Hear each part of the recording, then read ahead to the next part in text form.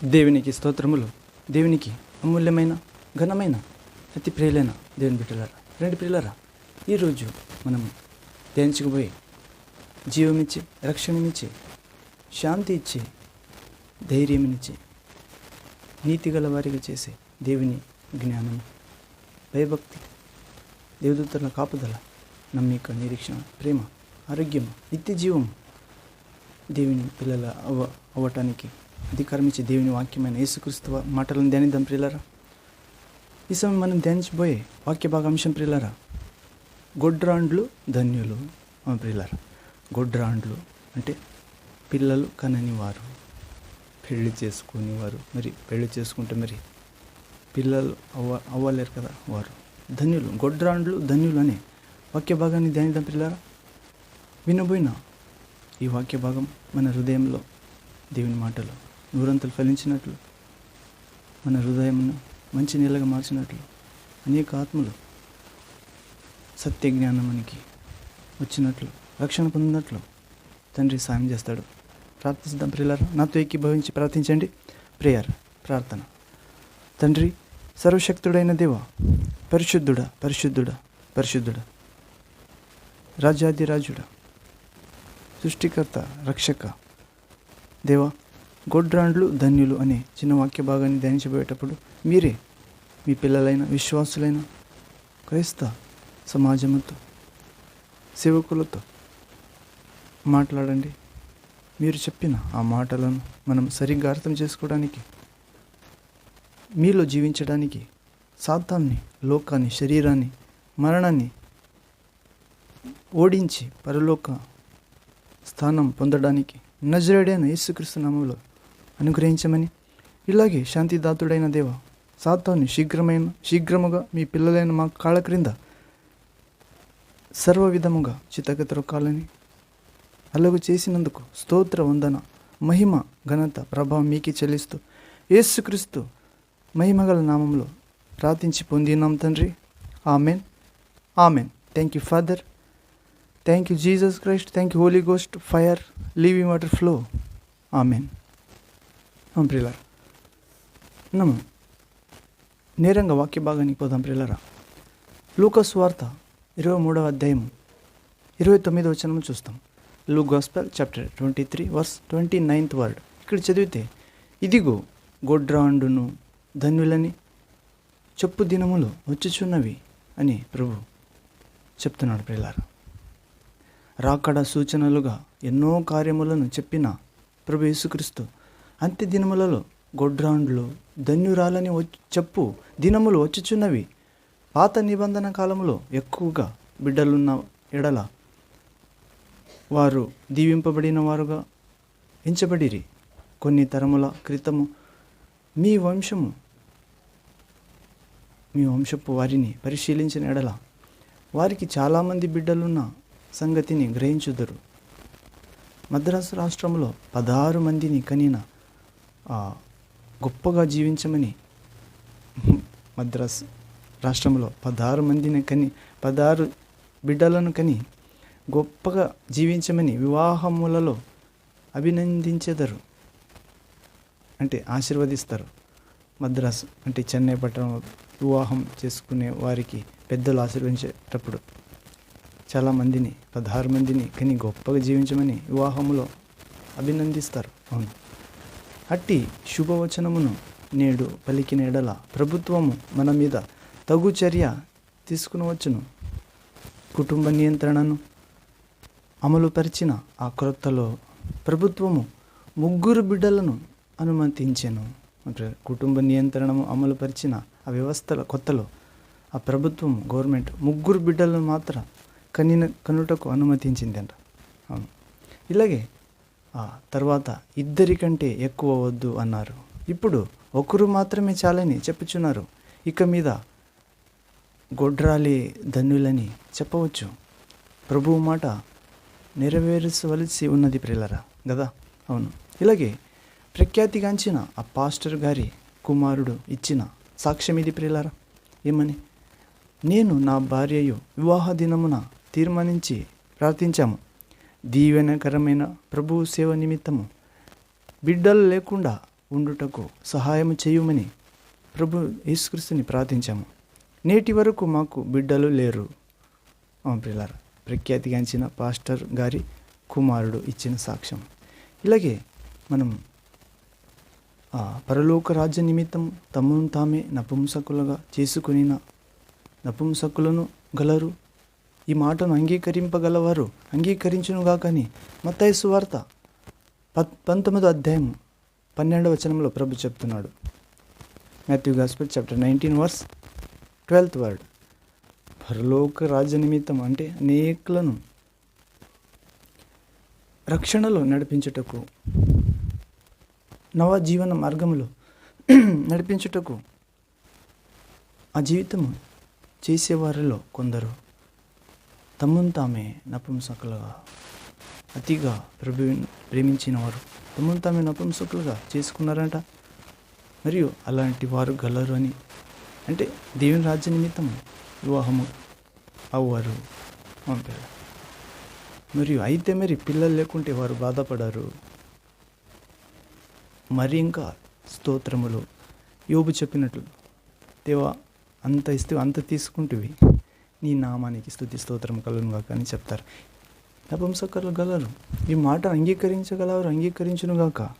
ప్రియులారా, మత్తయి సువార్త 19వ అధ్యాయం 12వ వచనంలో చెప్తున్నాడు ప్రభు, తల్లి గర్భం నుండి నపుంసకులుగా పుట్టిన వారు గలరు, మనుష్యుల వలన నపుంసకులుగా చేయబడిన వారు గలరు, పరలోక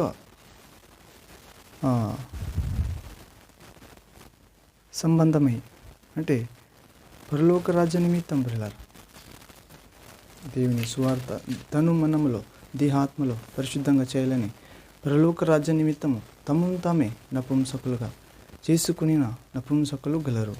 ఈ మాటలను అంగీకరింపగలవాడు అంగీకరించునుగా కానీ వారితో చెప్తున్నాడు ప్రభు. అవును, ఇలాగే మనము కొరింథ మొదటి పత్రిక 7వ అధ్యాయంలో మీరు చూస్తాం ప్రియులారా, పౌలు చెప్పినది.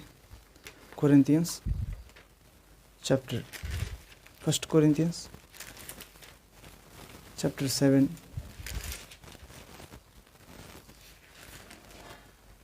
Hallelujah. Thank you, Jesus. Praise to Jesus. Worship you, Jesus. ఇక్కడ 7వ అధ్యాయం మొదటి వచనంలో చూస్తాం ప్రియులారా, 1 కొరింథియన్స్ చాప్టర్ 7 ఇక్కడ మొదటి వచనంలో చూస్తాం. 7th chapter 7 first word. ప్రియులారా, మనకు ఈ వాగ్దానములు అంటే 1 కొరింథియన్స్ 2 కొరింథియన్స్ ఉంది. మీరు వ్రాసిన వాటి విషయము అంటే పౌలు చెప్తున్నాడు ప్రియులారా, స్త్రీని ముట్టకుండుట పురుషునికి మేలు అయినను జారత్వములు పెరుగుచున్నందున ప్రతి వానికి సొంత భార్య ఉండుటవలెను, ప్రతి స్త్రీకి సొంత భర్త ఉండవలేను. భర్త భార్యకును అలాగనే భార్య భర్తకును వారి వారి ధర్మములు నడుపవలెను. భర్తకి కానీ భార్యకు తన దేహంపై అధికారము లేదు. అలాగనే భార్యకి కానీ భర్త దేహమున మీద ఎవరికి అధికారం లేదు. ప్రార్థన చేయుటకు మీకు సావకాశము కలుగునట్లు కొంతకాలం వరకు ఉభయుల సమ్మతి చొప్పుననే తప్ప ఒకరినొకరు ఎడబాయకుడి. మీరు మనస్సు నిలిపలేక పోయినప్పుడు సాతాను మిమ్ములను శోధించుకుంటున్నట్లు తిరిగి కలుసుకొనుడి.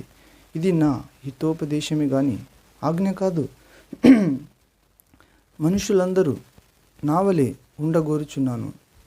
అయినను ఒక విధముగా మరి ఒక విధమును ప్రతి మనుష్యుడు తనకున్న కృపావరమును దేవుని వలన పొంది ఉన్నాడు. ఇక్కడ పౌలు చెప్తాడు, స్త్రీని ముట్టకుండా ఉండుట పురుషునికి మేలు అంట ప్రియులారా. మరియు జారత్వము పెరుగుచున్నందున ప్రతి స్త్రీకి పురుషునికి భార్య భర్త ఉండాలంట. మరియు వారి ధర్మం నెరవేర్చుకోవాలి. ఇలాగే పౌలు ఇది చెప్తున్నాడు, ఇది నా ఆజ్ఞ కాదు, నా హితోపదేశమే, ప్రభు ఆజ్ఞ కాదు.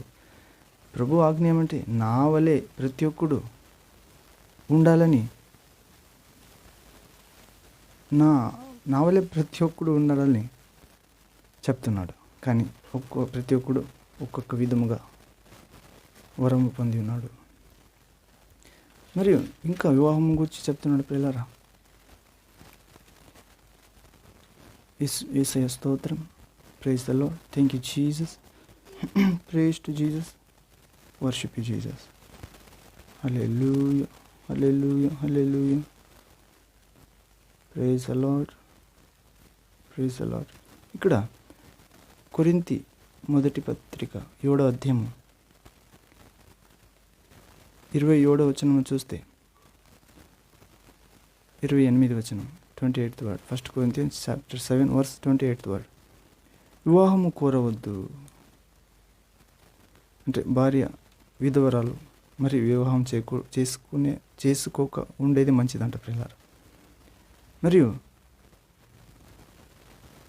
పెళ్లి చేసుకున్న పాపము లేదు.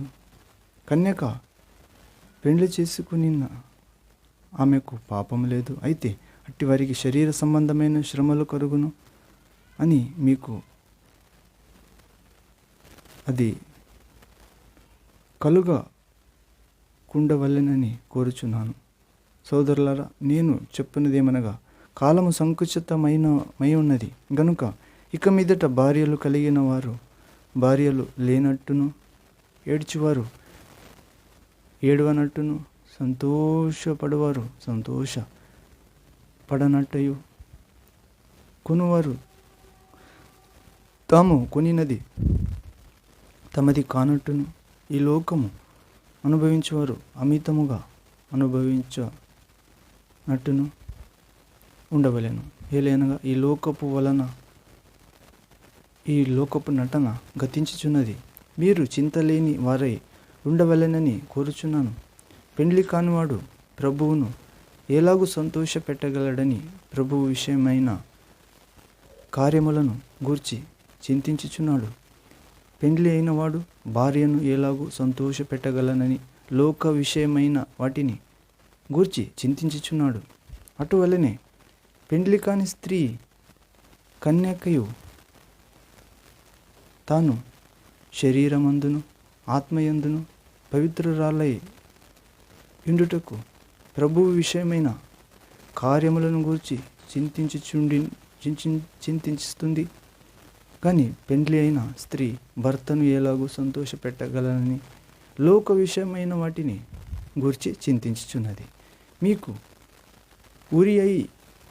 ఉరి ఒడ్డవలెనని కాదు గాని మీరు యోగ్య ప్రవర్తనులై తొందర ఏమీ లేక ప్రభువు సన్నిధాన వర్తనులై ఉండవలెనని ఇది మీ ప్రయోజనం నిమిత్తమే చెప్పుచున్నాను. అయితే ఒక్కని కుమార్తెకు ఈడు మించిపోయి ఎడల ఆమెకు వివాహము చేయవలసి వచ్చిన ఎడల ఆమెకు వివాహము చేయకపోవుట యోగ్యమైనది కాదని ఒకడు తలంచిన ఎడల అతడు తన ఇష్టము చొప్పున పెండ్లి చేయవచ్చును, అందులో పాపము లేదు. ఆమె పెండ్లి చేసుకొనవచ్చును. 37th word. ఎవడైనను తన కుమార్తెకు పెండ్లి చేయనవసరము లేకయుండి అతడు స్థిరచిత్తుడును తన ఇష్టప్రకారము జరుపు శక్తి గలవాడనై ఆమెను వివాహము లేకుండా ఉంచవలెనని తన మనస్సులో నిశ్చయించుకొనిన ఎడల బాగుగా ప్రవర్తించుచున్నాడు. ఒక తండ్రి తన కుమార్తెకు పెండ్లి వద్దు ప్రభు కోసం, సేవలో అనేకుల రక్షణ కోసం, పరిశుద్ధంగా జీవించడానికి అలాగే ఉండును. కానీ ఒక తండ్రి తన కుమార్తె గురించి తలస్తే అతడు బాగా ప్రవర్తిస్తున్నాడు అంట పిల్లరా. కాబట్టి 38 word, 7th chapter 1 Corinthians 38 word. 1 కొరింథీ 7వ అధ్యాయము 38వ వచనం. కుమార్తెకు పెండ్లి చేయించేవాడు బాగుగా ప్రవర్తించుచున్నాడు, పెండ్లి చేయనివాడు మరీ బాగుగా ప్రవర్తించుచున్నాడు. భార్య తన బ్రతికి ఉన్నంత కాలము బద్ధురాలయుండను.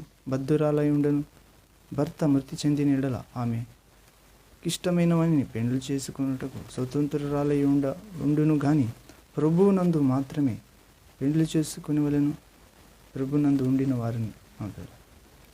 అయితే ఆమె విధవరాలుగా ఉండినట్టయినా మరి ధన్యురాలు అని నా అభిప్రాయం. దేవుని ఆత్మ నాకును కలిగి ఉన్నదని తలంచుచున్నాను. ఇలా ప్రియులారా, గొడ్రాండ్లు ధన్యులు అనే అంశంలో కొన్ని వేరే విషయం కూడా ధ్యానిస్తుంది. కానీ పెండ్లి సంబంధించింది, దేహానికి సంబంధించింది, భార్యాభర్తలకు, కుటుంబానికి సంబంధించిన పిల్లలు. ఇదిగో గొడ్రాండులు ధన్యులు, చెప్పు దినములు వచ్చుచున్నాయని ప్రభు చెప్తున్నాడు. ఇలాంటి ప్రభు వాక్యాన్ని అర్థం చేసుకుని పిల్లలు లేనివారు బాధపడక, పిల్లలైన వారు దేవునికి స్తోత్రం చెల్లించాలి. మరియు పిల్లలు కావాలని కోరుకున్న వారి కోసం పిల్లలు గలవారు ప్రార్థించాలి. ఇలాగే ప్రభు చెప్పినది మనం ఫోకస్ చేయాలి. పిల్లలు గొడ్రాండులు ధన్యులు అని చెప్పు దినములు వచ్చుచున్నవి. ఎందుకనగా పిల్లలు తల్లిదండ్రుల మాట వినని కాలము, అనేక సాతాను సంబంధమైన జీవితంలో జీవించే వారి పిల్లలు ఉన్నారు. పిల్లరా, దీని కొరకే ప్రభు చెప్తున్నాడు. ప్రభువే మన సమస్తము, ప్రభు మన తండ్రి, మనం ప్రభు పిల్లలు. ఇలాంటి ధన్యత ప్రభు మనందరికీ ఇవ్వనుగాక.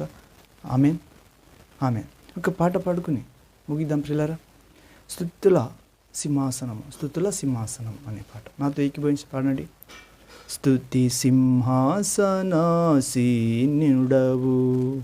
అత్యున్నతమైన తేజో నివాసివి, దయారస యేసురాజా, దయారస యేసురాజా, నీదు రూపును వర్ణించలేనయ్యా. రక్షక, నీదు రూపును వర్ణించలేనయ్యా. స్తుతి సింహాసనాసీనుడవు, అత్యున్నతమైన తేజో నివాసివి, నీవు లేని క్షణము నాకు శూన్యమేదే.